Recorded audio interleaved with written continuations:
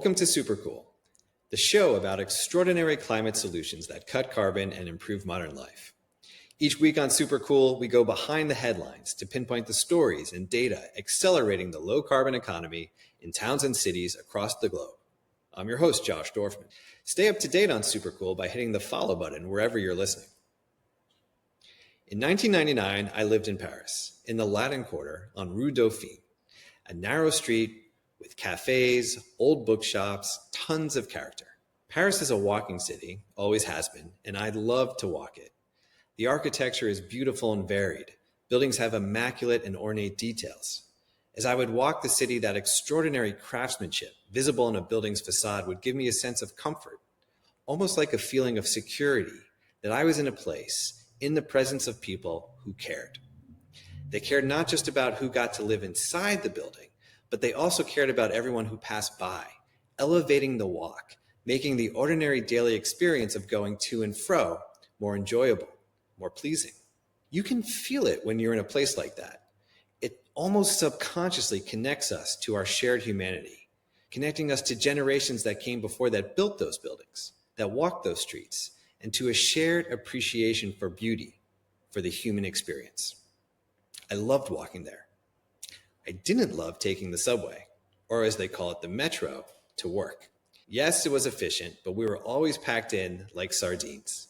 On a couple of occasions, workers on the platform were there to physically shove us all in so the doors could close and shuttle all the worker bees to their office parks outside the city.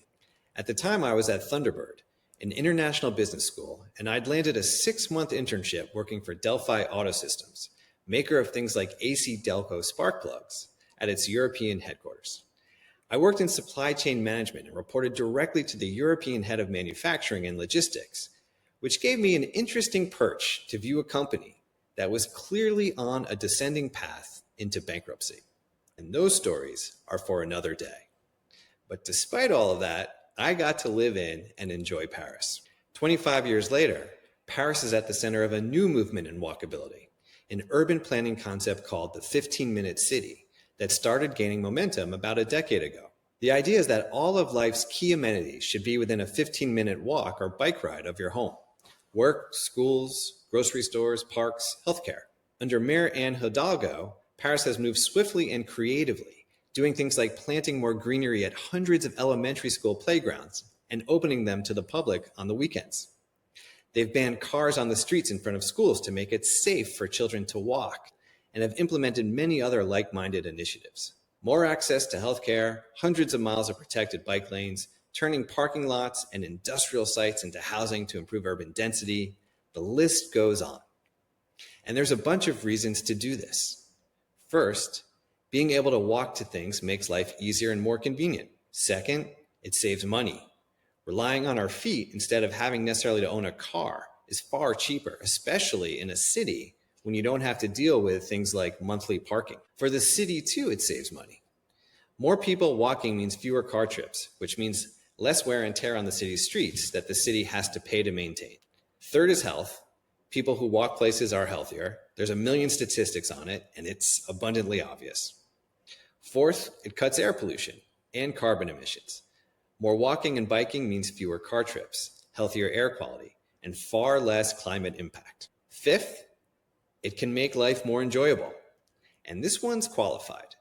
What I mean is, just because somewhere is close by and within a 15-minute walk from our home doesn't guarantee that it's going to be enjoyable to walk there. It could be, and in many cities around the world it frequently is, but often it's not. And if it's not enjoyable, very often it's not going to happen. Where I live here in South Carolina, in this very quaint town of Surfside Beach, there's a sushi place a 5-minute walk away. But I have to cross a busy road and then walk across a large parking lot, past a Popeyes drive-thru to get to it. And I never do it. Proximity alone does not equal walkability. So what does? What actually gets people out of their cars and walking? Enter Jeff Speck, today's guest. Jeff is widely considered the foremost expert on walkability.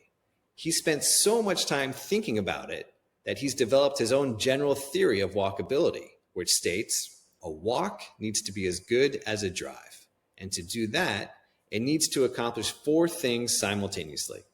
1, it needs to be useful, like we're talking about with the 15-minute city. 2, it needs to be safe. 3, it needs to be comfortable. And 4, it needs to be interesting.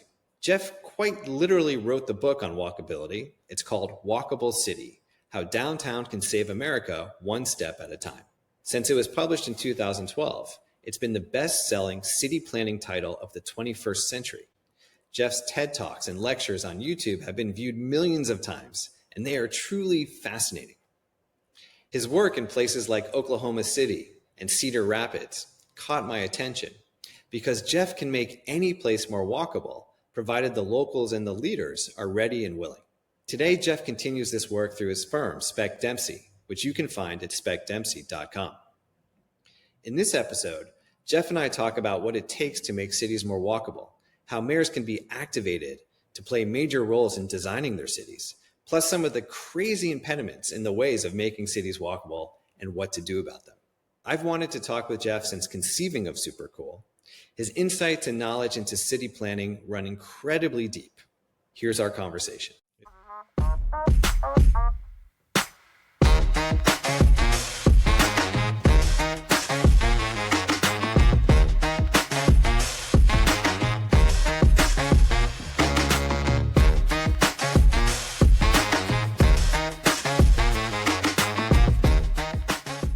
Jeff, welcome to Supercool. Josh, thank you for having me. There's a lot of places we could start in this conversation. I'm thrilled to have you on the show, but one of the things that I read in your book, Walkable Cities, that really struck me is that you've worked on, I don't know what the current number is of cities that I've read, 75, it's probably far more than that at this point, 75 downtown plans or different cities you've worked with. What you wrote that really struck me was you said when you're working on a city and its downtown plan, you like to move to that city, spend time in that city. And we're going to talk today about your general theory of walkability. We're going to talk about the playbook that you've developed, refined, honed over many, many years. But I just find that so delightful. Many experts might say, well, I kind of know what to do, but you don't phone it in, right? You're like, no, I'm going to show up and get to something a little more of the essence of a place before I actually prescribe what I feel like this place needs to do. Can you talk about that? It's funny now with Google Maps and Zoom and all the other techniques that we have being in place virtually, some might argue that the need to be in place has lessened. Most of us feel very resolutely that you can only plan a place when you go to that place. I did one plan during COVID, one major downtown plan. It was a streets plan. We redesigned the streets of downtown Mobile, Alabama. We got rid of most of their one-way streets, multi-lane one-way streets, which were pretty high speed. We actually turned, I think, 32 signalized intersections into all-way stop sign intersections, which are about 68% safer for pedestrians. It was the one job that we did without visiting, and the only reason I was willing to do it was that my brother lives there, and I've spent a ton of time in Mobile. So I was willing to do it at a distance without actually going there. Now, I should say, full admission, because I don't want to mislead your audience, when I wrote Walkable City, I was pre-child, or I should say I had young children, and we had the flexibility to move at the drop of a hat. And when we were planning downtown Lowell, Massachusetts, we lived in Washington, D.C., but we actually moved to Lowell for a while when my wife was pregnant with our second kid, and our first kid was going to daycare in Lowell. And once our kids got into school, we were much less flexible there. When our kids get to college, I'll be more flexible to do that again. So you have that gap in your career where maybe it's a little more difficult to just pick up. So the lesson there for cities is that maybe they should just hire designers who are rather young or rather old, but not when they have children who are in school, if they really want them to move to be there. However, typically when we go to a community, we spend a lot of time there. And we very much prefer what we call the charrette method, which you've probably heard of. We helped to popularize the charrette method back in the 90s. In 1990, cities were not asking for planning charrettes. Now many cities use that term. And it essentially is a compacted, intense design effort where the whole team comes to town, often for a week or more. And you try to get everything done, whether it's a new town plan and you're making a new neighborhood from scratch, or greenfield or on a gray field or a brown field. or if it's a downtown walkability plan or a street design plan, we do try to spend an intense single period of time in the community. It also really helps with decision making to not draw things along from meeting to meeting. But city planning is it's funny because you're from a tech background. I could count on both hands the number of tech entrepreneurs who have come to me over the years and said, is there some way to make an algorithm of what you do? Is there some way to take it to scale? Is there some way to remove the human element? And every time I've come up empty, because it's such a human activity to understand all the things that go into making a place. And certainly it's also it's a place-based effort where you have to be there to do it right. Yeah, absolutely. So that makes sense. So there's some element that's almost a bit bespoke, even when you have these principles and frameworks, and obviously you've gone very, very deep into what those things ought to be. And so there's something I think I find almost kind of, the word that pops to mind for me is almost charming about that, right? That there's something in the essence of a place that you really want to take into account when you're doing this kind of work, right? Yeah, I mean, it isn't just that you're taking a suit that you know how to make and fitting it to the community. It's more like the community is generating its next piece of clothing itself, right? So it has to be not just suited to the community, but really from and of the community. Yeah, that makes sense to me. It leads to something else that I had read about you that I really wanted to ask you about, just because I found it personally so interesting. But you did a stint that struck me at the National Endowment of Arts where you led the design division and specifically worked on something called the Mayor's Institute on City Design. So it was also these sprints, but what I love was this idea of every couple of months coming together with 8 mayors and 8 designers and getting into a room somewhere in the US and saying, hey, let's work on your biggest challenges from a city planning perspective. Yeah. And I'm curious about that. And from a Supercool perspective, one of the things that excites us, and we do feel like there's this sort of innovation layer that goes underreported, is how knowledge is transferred from city to city or expert to expert. Yeah. And so it really just struck me as a fascinating experience to be able to be in a room like that. An amazing program that I was fortunate enough to be the spokesmodel for 4 years. And I participated in every one for 4 years, which means I did about 24 of them, excuse me. And it seemed like more than that. I love telling the story, which is that Mayor Riley of Charleston, South Carolina, who was mayor ultimately for 40 years of Charleston, but he woke up one morning about 35 years ago and he slapped his forehead and he said, oh my gosh, I just realized that I'm the principal urban designer of my city. Like, I'm making decisions every day that are determining the physical form and the future outcomes of my city. And I don't know much about urban design or city planning at all. And he actually got together with Jack Robertson, who is a pretty famous architect and urbanist, and with Adele Chatfield Taylor, who was then the design director, the job I eventually had at the National Endowment for the Arts, and said, we need to create this program where best practices and new ideas can be transferred to these mayors who are making these decisions every day, ignorant of fundamentals and also not up on the latest information. So every 2 months, somewhere in the US, the Mayor's Institute collects up 8 city mayors and 8 what we could call designers, but it's a little more broad than that, but 8 people who we would choose and lock themselves in a room for 2.5 days. And each mayor, with the help of the Institute, has brought a case study, which is their most pressing urban design challenge. Each mayor would present their case study and we would try to solve those case studies over the 2.5 day period. Now, the designers in the room you try to bring one each of all the different disciplines that determine the physical form of cities. So I would have typically an architect and a starchitect, 2 different things, one more practical, one more visionary. I'd have a city planner and an urban designer, which is 2 different things. I'd typically have an engineer. I'd have a landscape architect. I might have a real estate developer who's done great things where he or she has worked, and then maybe another mayor who's done fantastic things in their community. So you build this team of 8 experts who can come at it from all the different disciplines. And then we try to solve the mayor's problems. But there was a hidden agenda, which was, sure, we help the mayors with their challenges, but really we wanted to teach fundamentals of urban design, which they didn't necessarily have under their belts yet, but also to send them back to their cities as design mayors. And Mayor Riley would say, if you balance the budget, that's great, Mayor. Good for you. If you build a park, they'll remember you, right? So things like that, inspiring them. And I would say at each institute, almost all the mayors went back happy. Maybe one every now and then went back pissed off because they just didn't understand design. But 2 or 3 might go back and say, wow, I really want design to be part of my platform. Yeah. Which was a really amazing accomplishment, which is why that program is still going strong.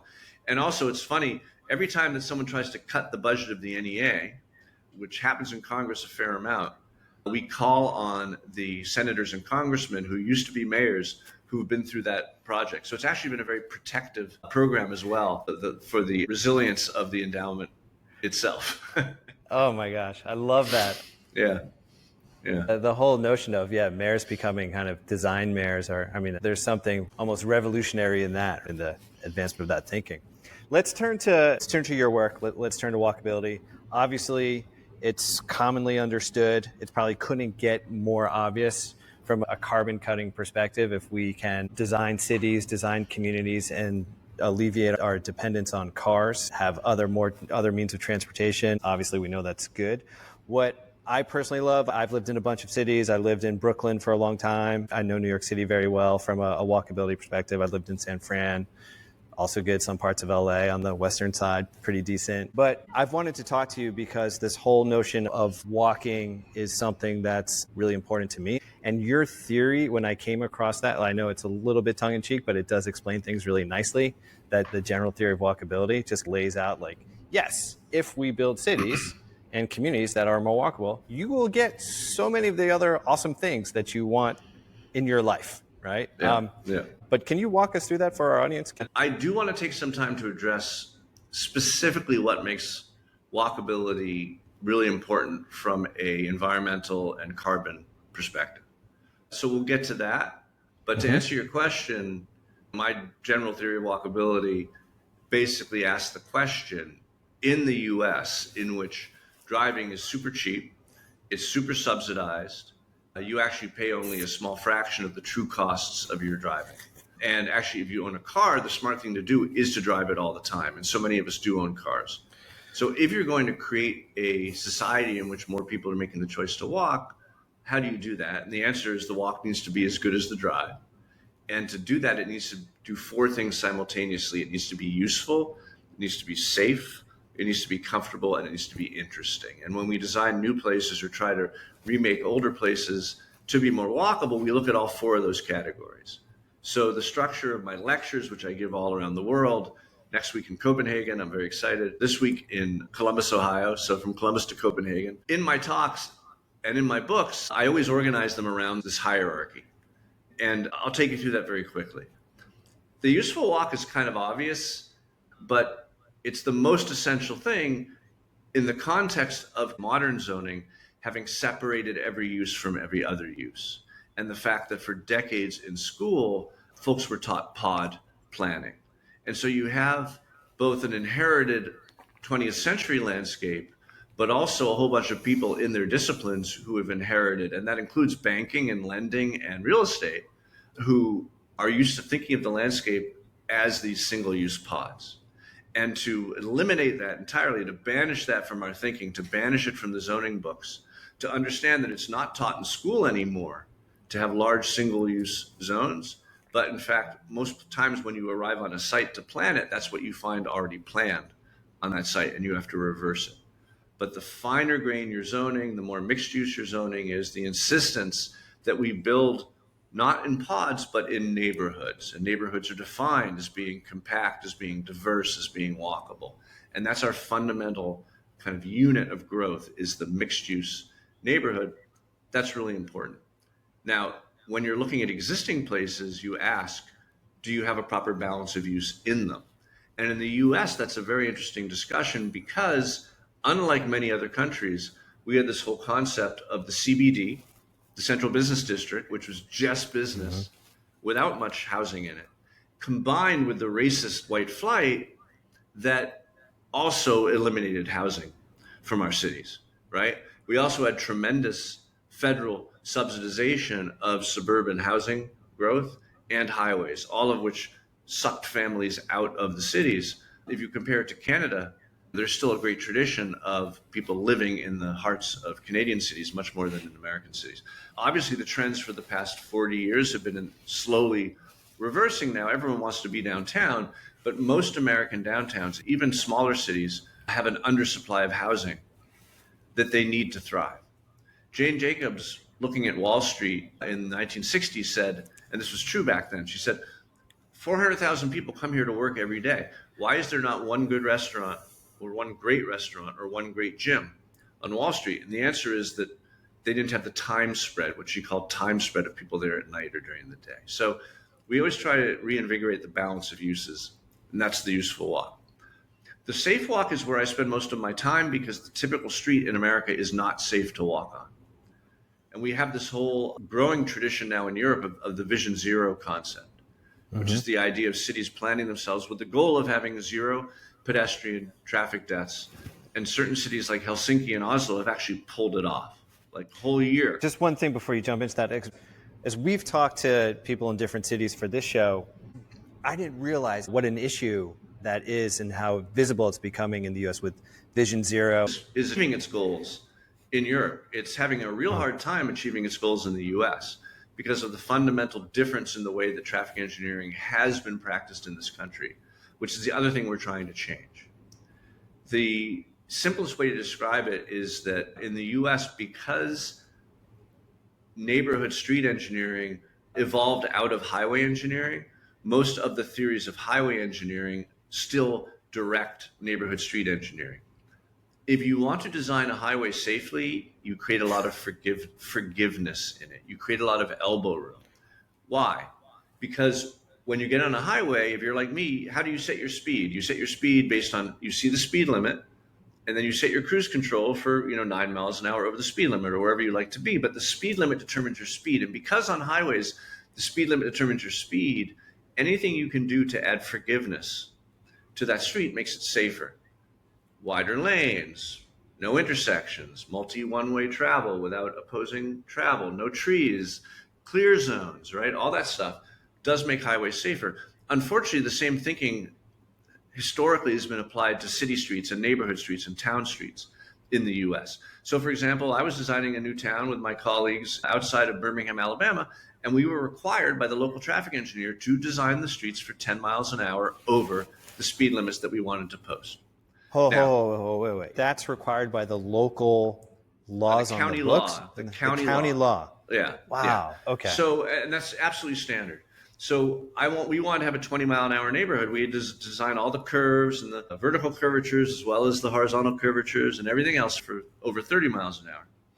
And there's a failure to acknowledge that in communities, wherever there's people around, you're not setting your speed based on the speed limit. You're setting your speed based on the visual cues.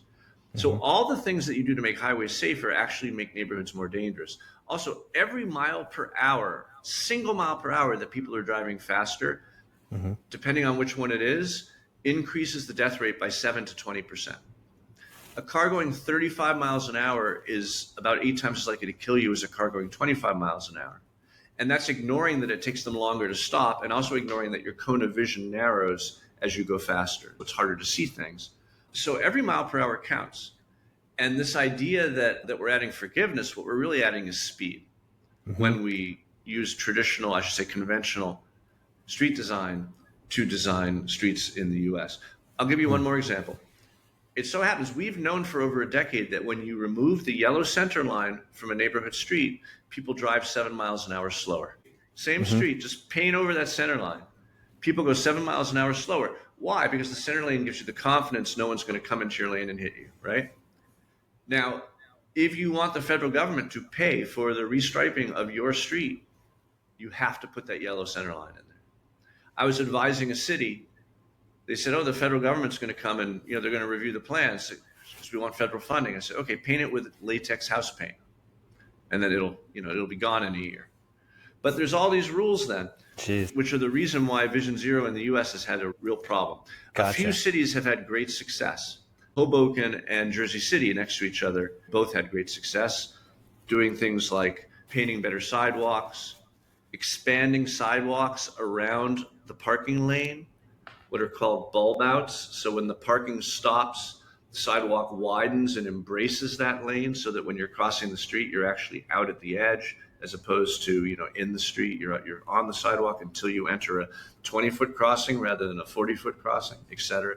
Anyway, we could spend a lot of time in this category. Let's move on. There's the comfortable walk and the interesting walk.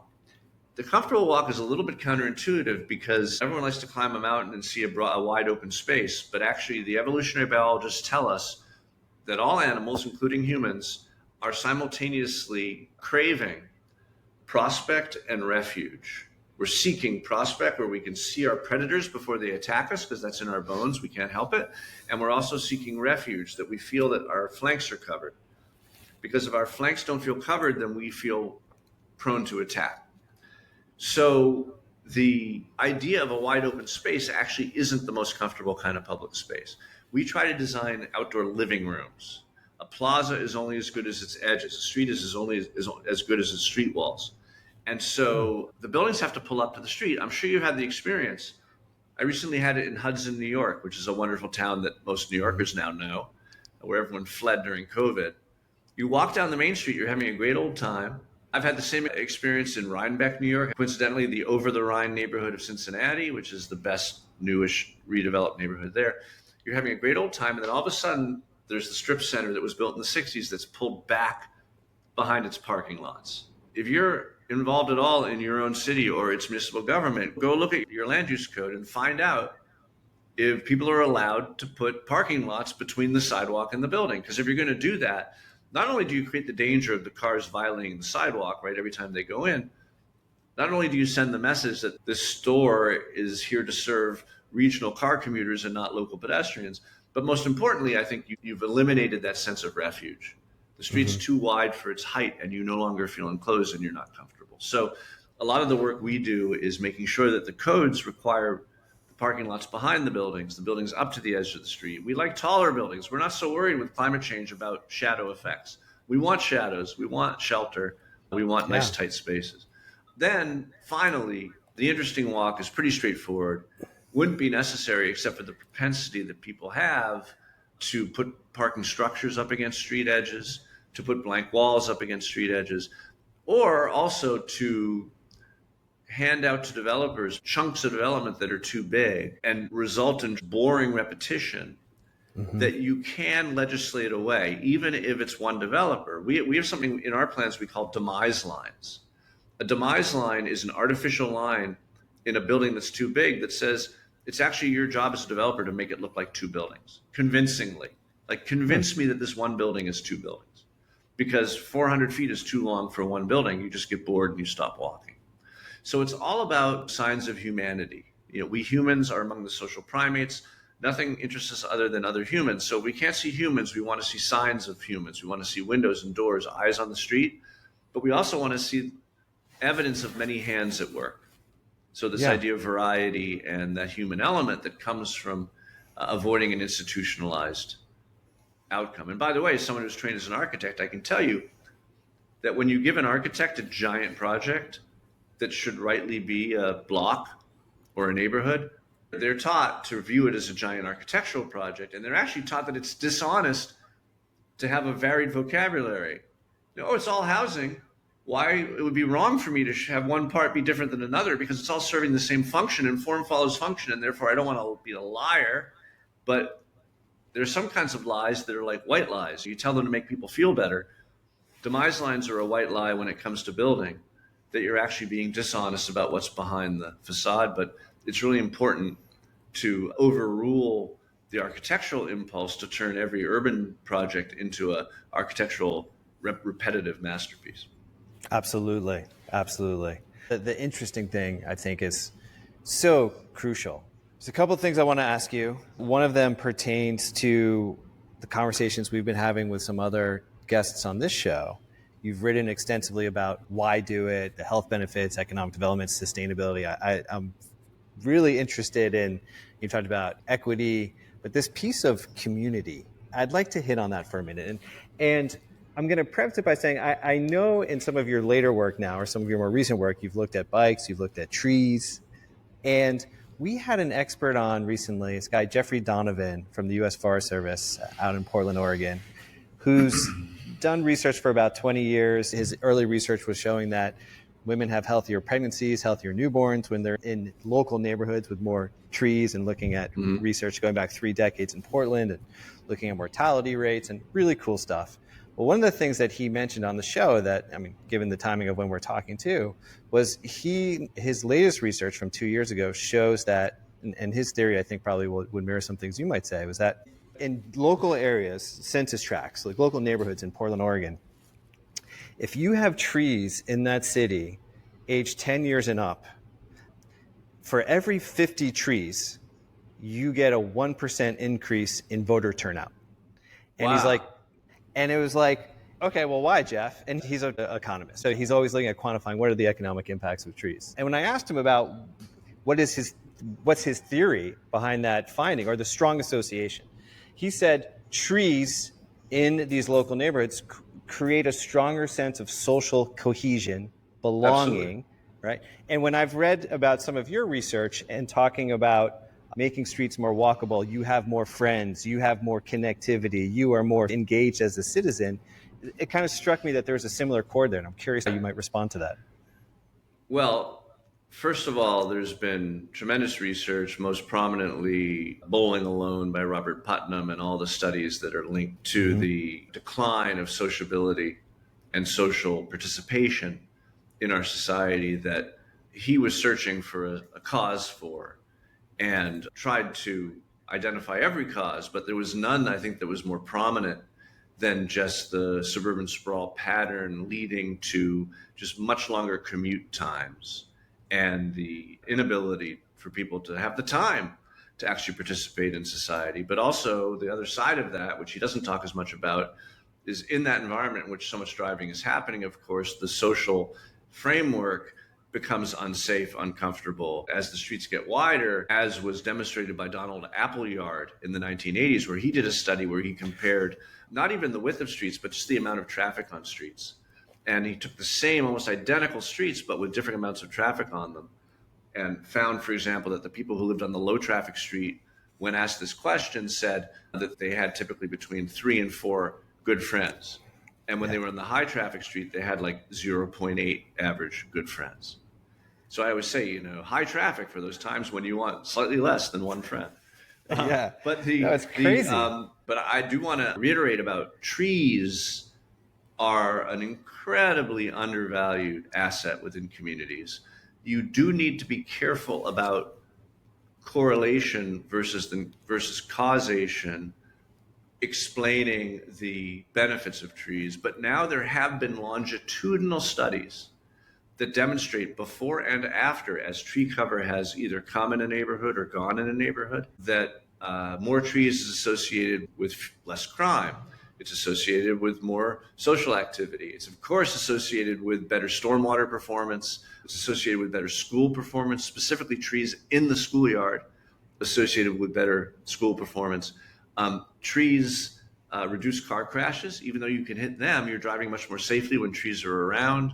Of course, they cool buildings in the summer. They help keep them warmer in the winter, protection from wind. Trees do a million things. And if you were to just look at the stormwater benefits alone and the costs to cities of handling their stormwater, you would find that they pay for themselves.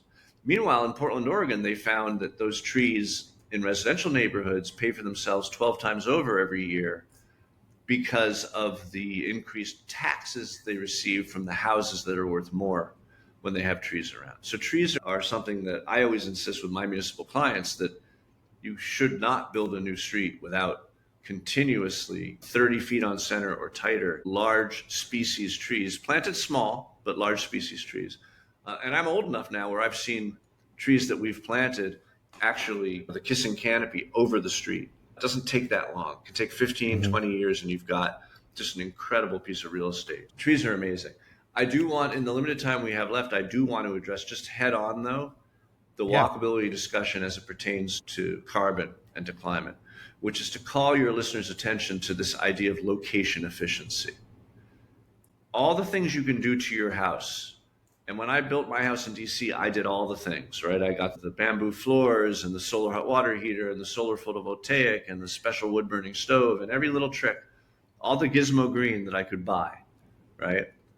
All those things have a much less impact on my reducing my carbon than the fact that I built my house on transit 3 blocks from a metro stop in a walkable neighborhood. And just the fact that I just needed to drive so much less. Electric cars, over their lifetime, they're probably half the emissions overall of a gas car.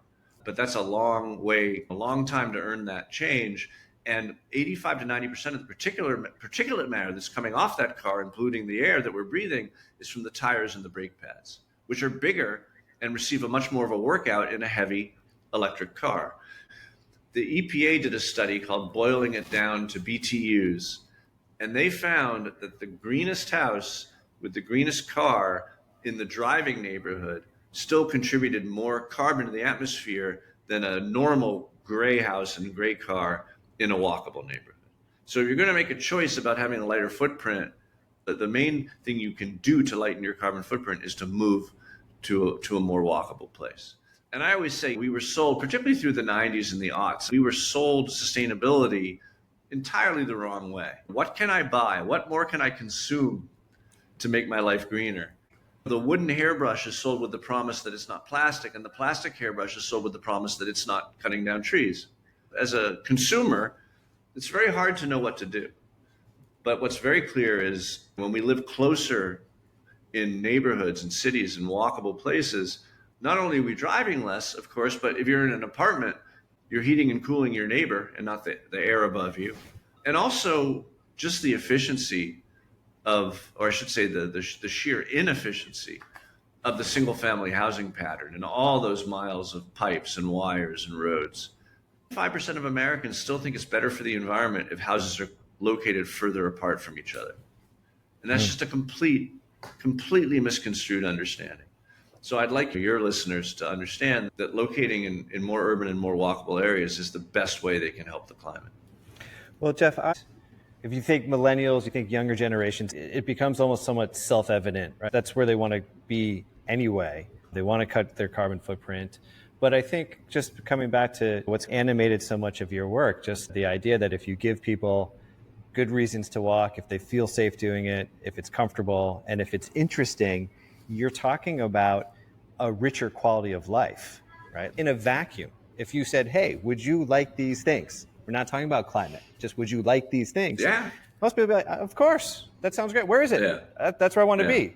And yet when it gets framed a little differently around, oh, this is how we got to go solve climate change, well, then it becomes a little more charged. But it's the co-benefits that we find so delightful in the conversation. When I flew into BWI Airport, I lived in DC, from Art Basel in Miami in 2003, I had two choices. I could have taken the car service from the airport, or I could have taken the MARC train, the commuter rail. I decided to take the commuter rail and met my wife. Like that would not have happened if I'd taken the car. So the walking in transit lifestyle rewards us in ways that we can't even begin to think about because it involves us more in community. And then you have folks like Elon Musk, forgive me, who say, why would you take transit? You're stuck there in a car with someone you don't even know, and who knows, they could be a criminal and kill you. Yeah, they could also be a cute woman who marries you. Perfect. Well, I think on that note, that's probably a nice place to end the conversation, for today. Hopefully we get another chance to speak with you. I'm just really so pleased that we know about your work. I'm glad our audience, a lot of our audience probably already knows about your work, probably knows about Walkable Cities. But I guess my last question is, if you were going to pick, let's say, one or two places on this, based on sort of the criteria we're talking about, that you would want to spend the rest of your days in the U.S., where might those places be? And maybe let me preface it by saying, not by default, like it's not like New York, but someplace that's really evolved, someplace that's made a lot of progress, where you're like, this place has really hit it out of the park. Talking about sociability and the benefits of sociability, I think most people can find their bliss in a smaller city, a less well-known and also a more affordable city.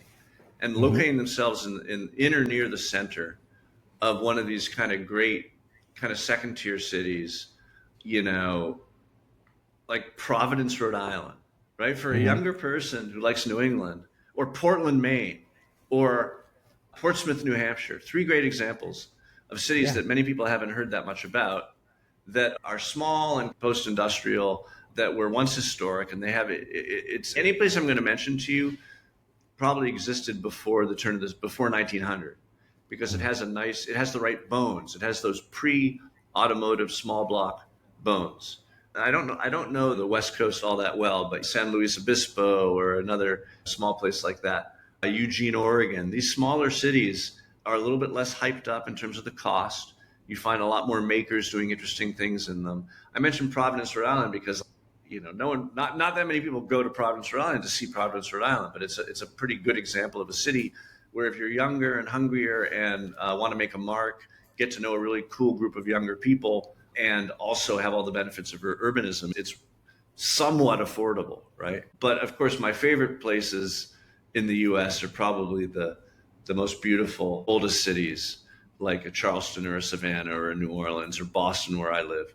I was in Santa Fe 2 weeks ago, and that's quite a gem. But built before the car and was not destroyed by the car is a good place to start. Okay. All right. We'll build our list off of that. Yeah.